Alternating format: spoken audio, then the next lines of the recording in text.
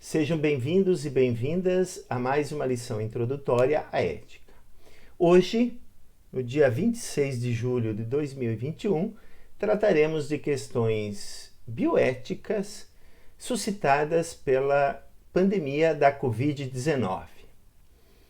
Para fazer isso, eu gostaria de apresentar alguns trabalhos feitos por filósofos e bioeticistas que trataram de algumas questões suscitadas pela pandemia da Covid-19, causada pelo novo coronavírus, SARS-CoV-2, que se denomina Grupo Dilemas Covid-19, Bioética, formada pelos professores Alcino Bonella, da Federal de Uberlândia, da Lei Dallagnol da UFSC, Marcelo de Araújo, da Federal do Rio de Janeiro e da Estadual do Rio de Janeiro, e Marco Antônio Oliveira de Azevedo, da Unicinos.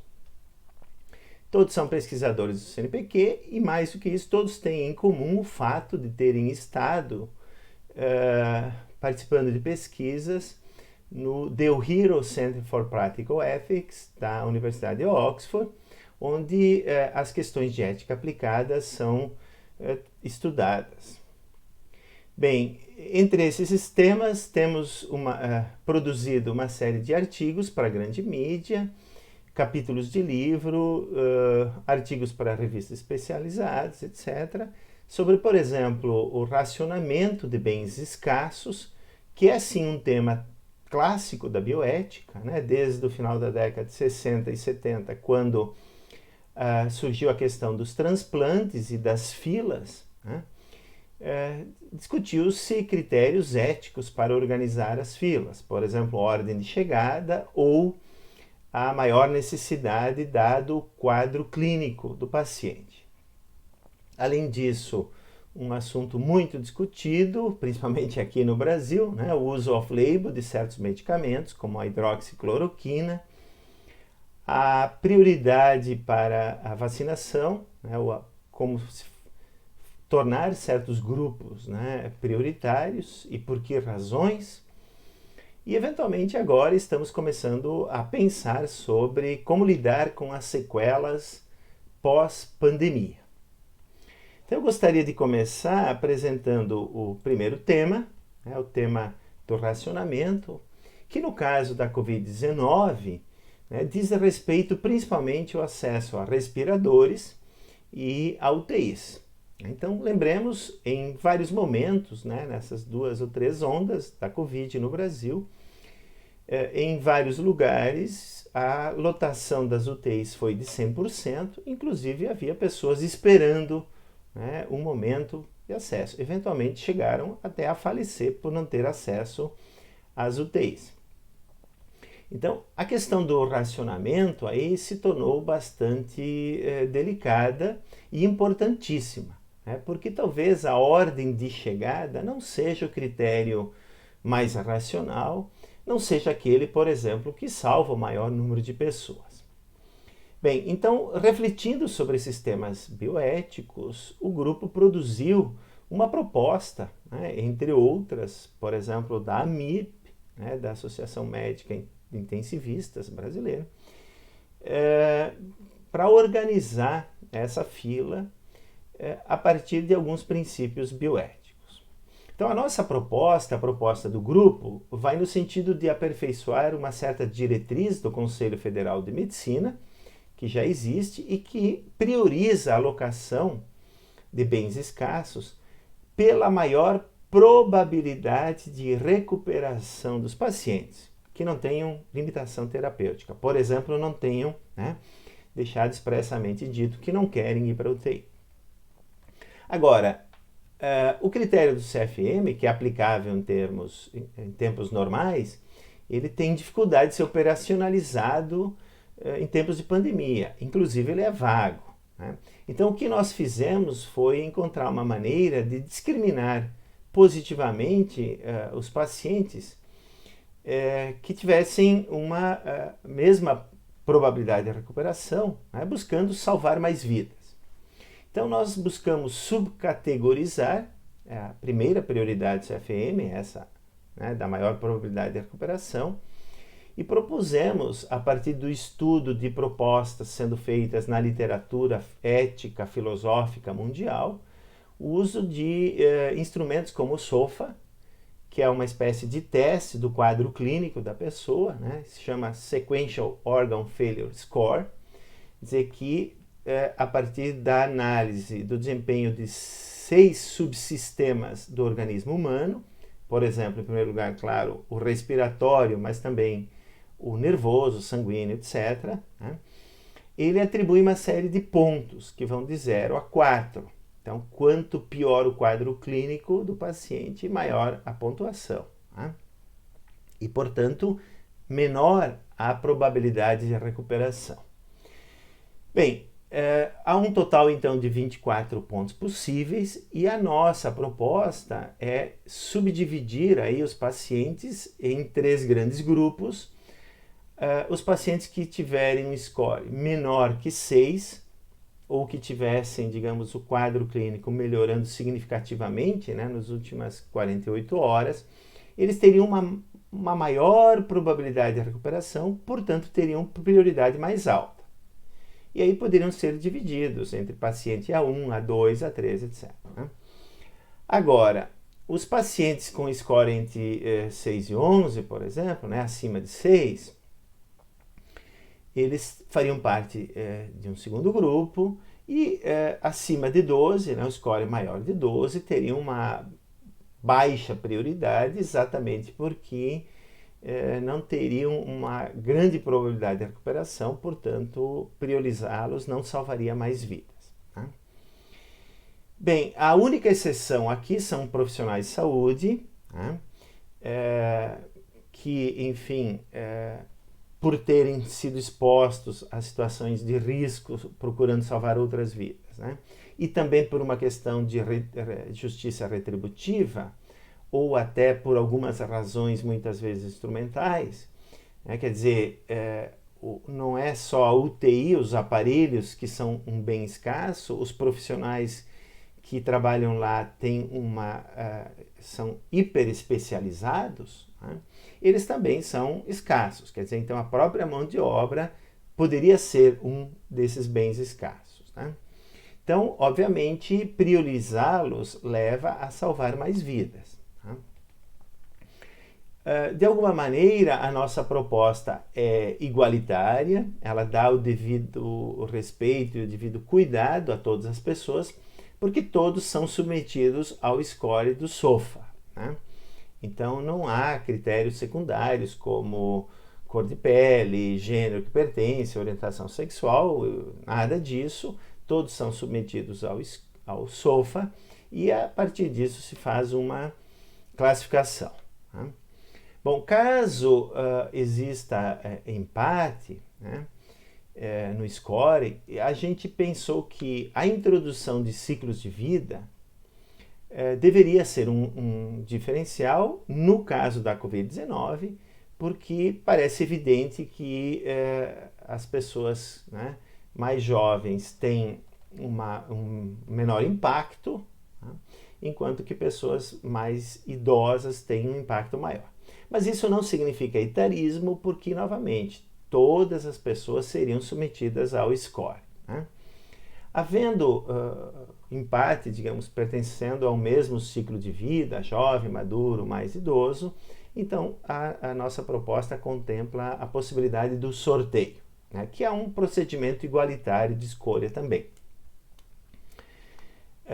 De qualquer modo, essa proposta ela não usa uma ética normativa particular, por exemplo, ela não é utilitarista, ela, na verdade, é uma proposta híbrida que pode ser aceito tanto por um consequencialista sofisticado quanto por um deontologista não ortodoxo.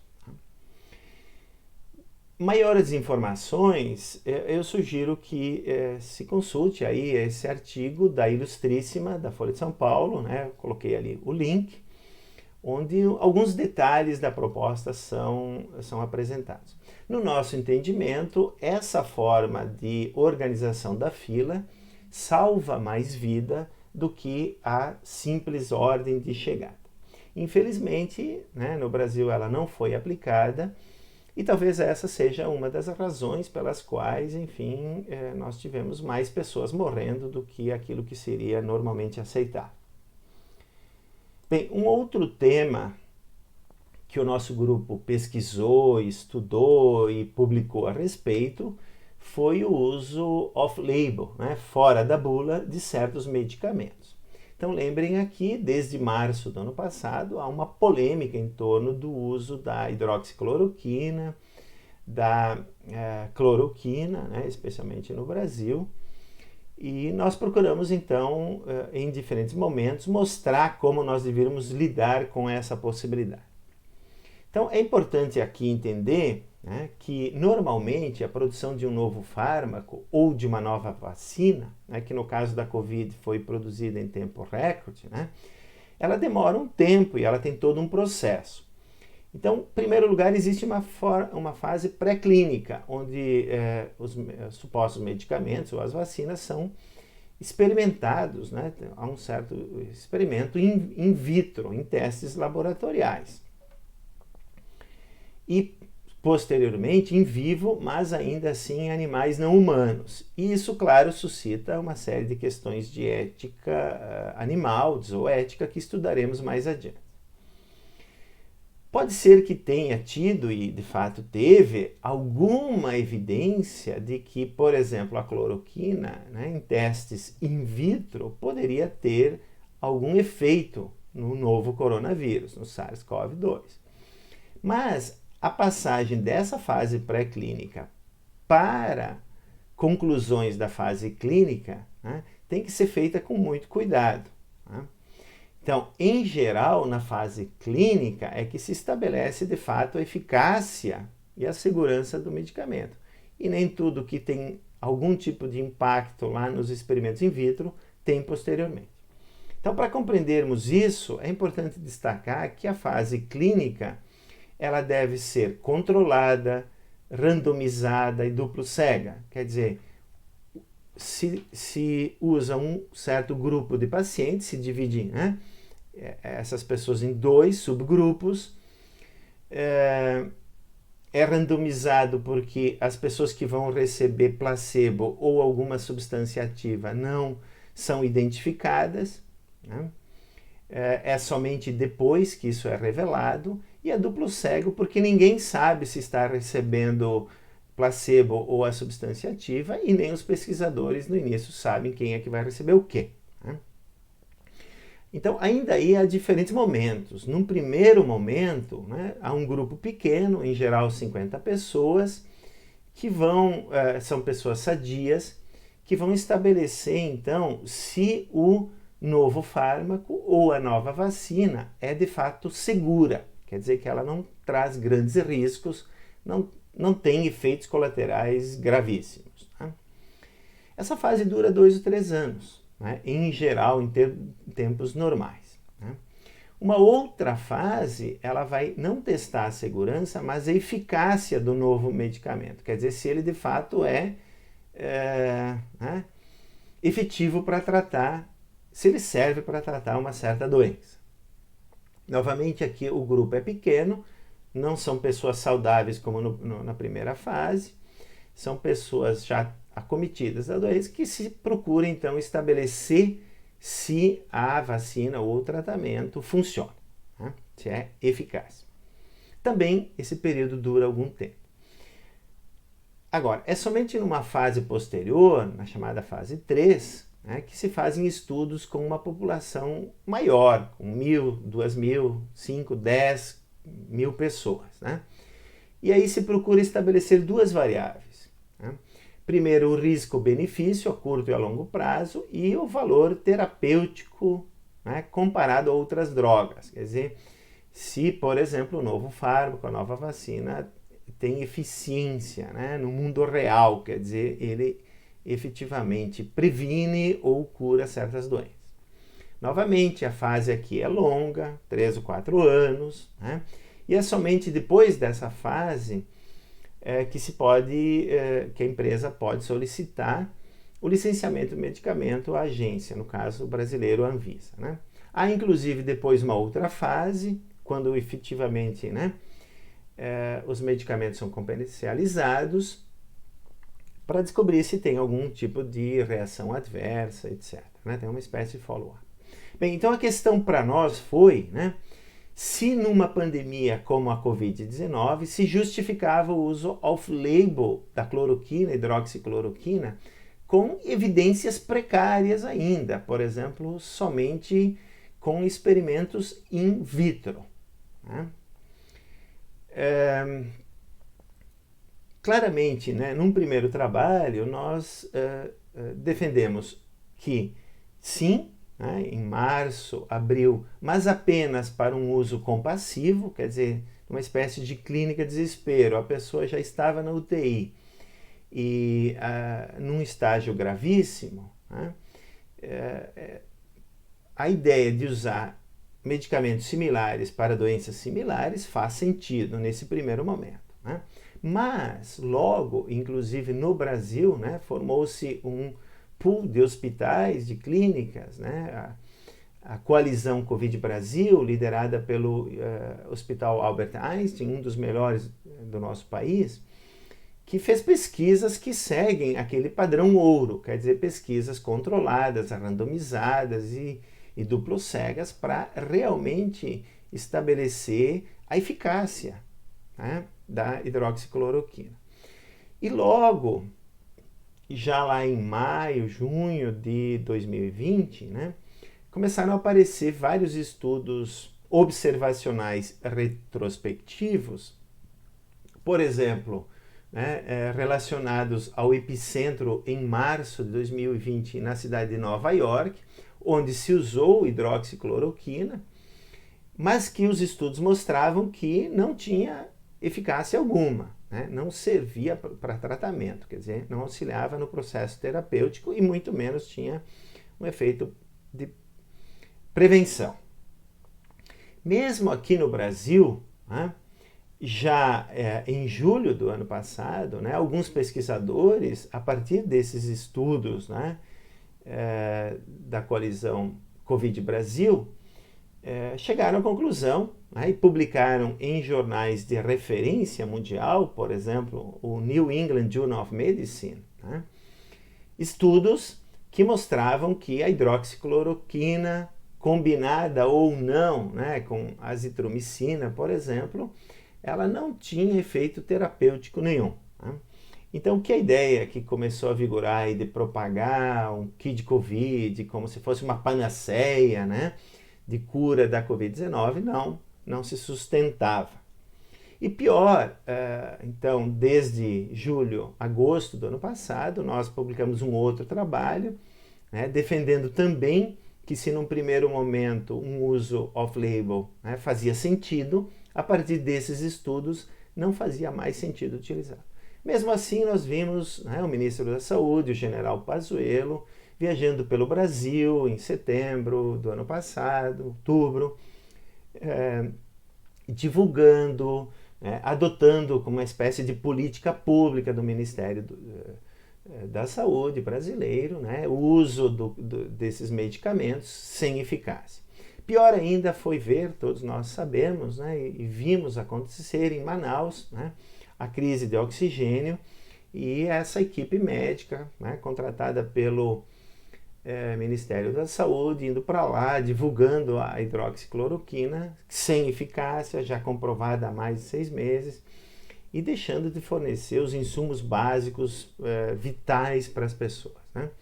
Então, acho que isso tudo mostra que realmente a forma como foi conduzida, né, como foi lidado com a Covid-19 no Brasil é realmente lamentável, vergonhoso. Esperamos que a gente aprenda lições, né, desses erros para o enfrentamento de futuras pandemias, que com tanta mudança climática, certamente ocorrerão.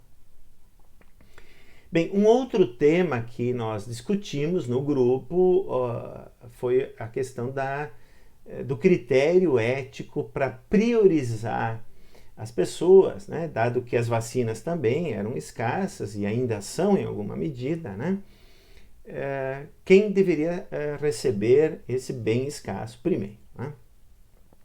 Então aqui nós tivemos uma discussão, alguns se interessaram mais, por exemplo, o professor Alcino Bonella, sobre a questão de se a gente deveria pegar pessoas saudáveis, né, e contaminá-las com o novo coronavírus para testagem depois de novos medicamentos e assim por diante.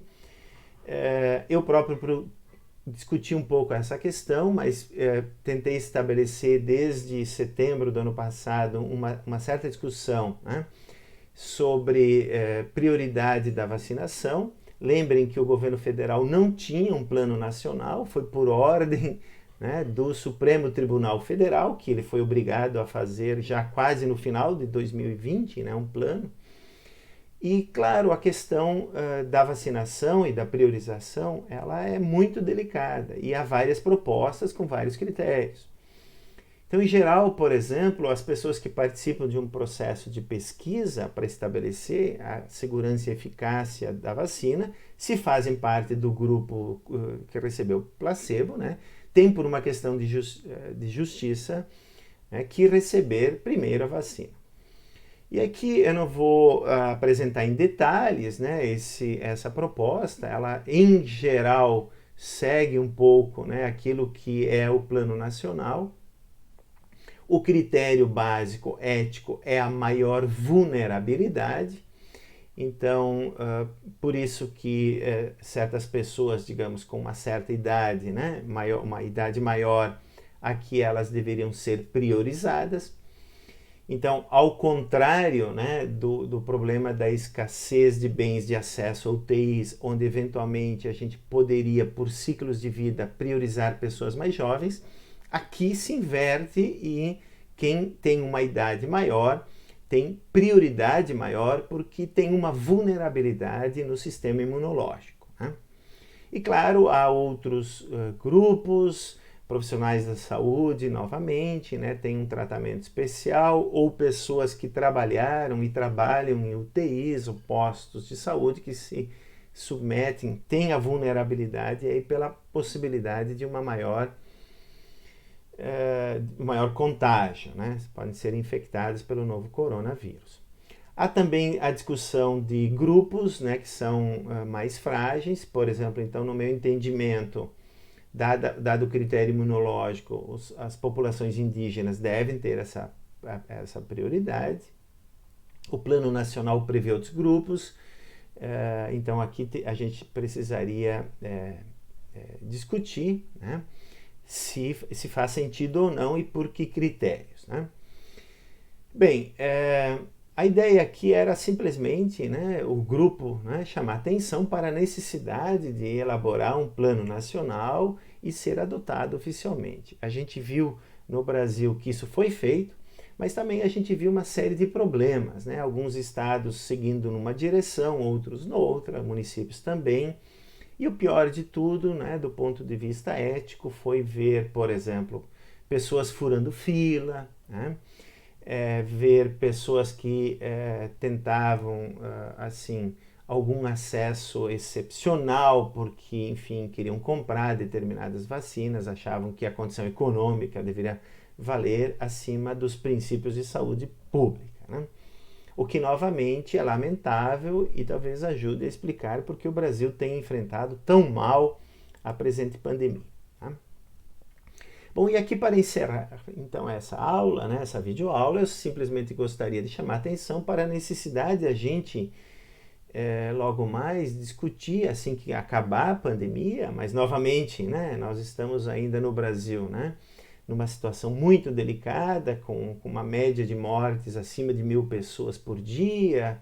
Há uma nova variante agora, a Delta, né, que casos começam a aparecer e a gente não sabe o que isso pode produzir se a vacinação continuar lenta dessa maneira, né? Mas, eventualmente, daqui a pouco nós vamos ter que lidar com uma série de sequelas, né, no mundo pós-pandemia. Então, aqui é importante já pensar nesse sentido, né? Não são só as coisas mais evidentes, por exemplo, né, perda de paladar, do olfato, etc., né, dificuldades de locomoção, necessidade de fisioterapia, etc., né, que são efeitos negativos, por exemplo, né, que as pessoas sentem, principalmente né, no sistema neurológico, né, no nosso sistema nervoso central, no nosso cérebro, etc. Mas há também um profundo impacto, por exemplo, mental, um impacto social, dada a necessidade do distanciamento, né? E nós temos enfrentado a pandemia sempre muito preocupados com o crescimento ou não econômico, né? Mas vai impactar muito economicamente também a série de pessoas sequeladas que vão ficar dessa pandemia. E muita gente não pensa sobre isso, né? Não faz uma reflexão e tal, né? Então, só para ilustrar, é um exemplo, né? Imagine o quanto de pessoas depressivas, né, essa pandemia acabou produzindo, né? E quanto isso vai custar em termos pessoais ou em termos sociais também, né, para o Brasil daqui a pouco. Então, claro, esse é um tema um pouco novo, né, já que nós não superamos a pandemia. É mais um alerta no sentido de termos que também refletir um pouco sobre as sequelas, que são questões éticas e bioéticas aí que deveremos enfrentar. Então, por hoje eu fico por aqui. Obrigado por terem acompanhado essa discussão sobre bioética e pandemia. Achei importante gravar uma videoaula sobre isso, exatamente para pensarmos nesse que é talvez um dos momentos, né, mais problemáticos, delicados que nós temos vivido aí dos últimos anos. Na próxima videoaula, nós trataremos de outras questões bioéticas relacionadas aí com o final da vida. Então, convido vocês a assistirem a videoaula sobre bioética e questões de final de vida. Até lá!